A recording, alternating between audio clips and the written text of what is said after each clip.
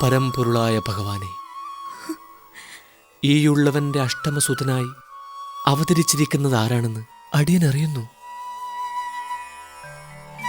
ഭൗതിക പ്രകൃതിയുടെ മേലുള്ള കടാക്ഷമൊന്നുകൊണ്ട് മാത്രം പ്രപഞ്ച പ്രത്യക്ഷമാചരിക്കുന്ന വ്യക്തിവിശേഷമാണങ്ങ്. ജീവസത്തകളുടെ മുഴുവൻ പരമാത്മാവ്, കേവലമായ സത്യം, സർവപ്രാണികളുടെയും ബുദ്ധിവൃത്തികൾക്ക് സാക്ഷിയായവൻ, പരമപുരുഷൻ, പരമമായ ജ്ഞാനം, പരമമായ ആനന്ദം. മഹായോഗികൾക്ക് കൂടി സാക്ഷാത്തായിട്ടറിയാൻ കഴിയാത്ത അങ്ങയെ ദൃഷ്ടികൾ കൊണ്ട് തന്നെ കണ്ടറിയാൻ മാത്രം എന്തു സൗഭാഗ്യമാണ് ശ്രീപതേ സാധുക്കളായ ഈയുള്ളവർ ചെയ്തത്.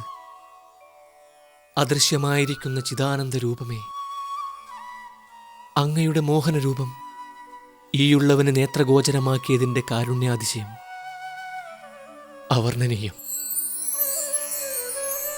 അങ്ങ് കേവലം ദേവകീ ജഠരത്തിൽ പ്രവേശിച്ചവനല്ല, ബ്രഹ്മാണ്ടത്തെ സ്വയം സൃഷ്ടിച്ച് അതിനുള്ളിൽ പ്രവേശിച്ചവനാണ്.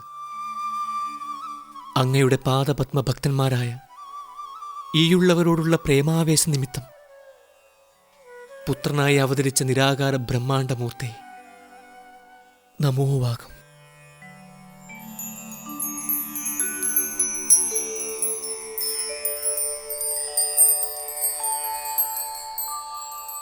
ആദികാരണനായ, ക്രിയാരഹിതനായ, നിർവികാരനായ പരമാനന്ദ സ്വരൂപമേ, നിന്തിരുവടിക്കുണ്ടാകുമോ കംസഭീതി?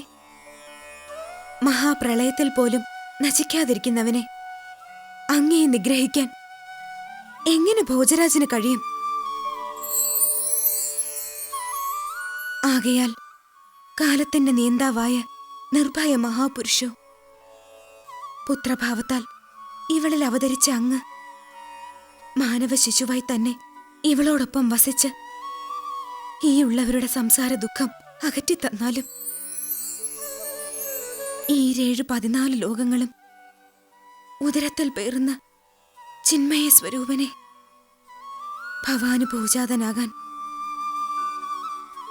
ഈയുള്ളവളുടെ ഉദരം ഉപാധിയാക്കിയതിന് സഹസ്രകോടി വന്ദനം.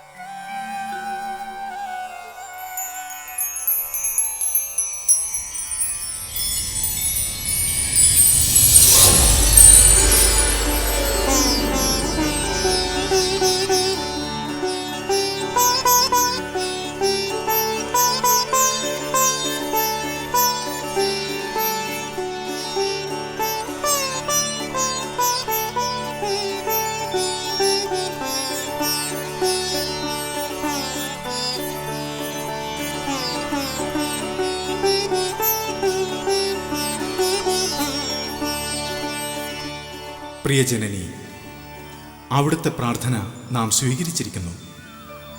കേവലം ഒരു മാനവ ശിശുവായി തന്നെ നാം അമ്മയുടെ മകനായി അവതരിച്ചിരിക്കുന്നു. പക്ഷേ പുത്രഭാവത്താൽ അമ്മയോടൊപ്പം ജീവിച്ചു തുടങ്ങുന്നതിന് മുമ്പ് നമ്മുടെ അവതാരത്തിന് ഏറെ ദൗത്യങ്ങൾ ചെയ്യുവാനുണ്ട്. ഭൂമിദേവിയുടെ സങ്കട നിവൃത്തിക്ക് വേണ്ടിയുള്ള ദൗത്യം. ആകയാൽ പിതാവേ, അങ്ങ് ഇപ്പോൾ തന്നെ അഷ്ടമപുത്രനെ ഇവിടെ നിന്നും അമ്പാടിയിലേക്ക് കൊണ്ടുപോയാലും. മായാശക്തിയാൽ ജനന വൃത്താന്തം ഇതുവരെ ആരും അറിഞ്ഞിട്ടില്ല. അങ്ങ് അമ്പാടിയിൽ ചെല്ലണം. അമ്പാടിയിൽ ചെന്ന് മടങ്ങിയെത്തുവോളം മധുരാപുരിയാകെ മായാനിദ്രയിലായിരിക്കും.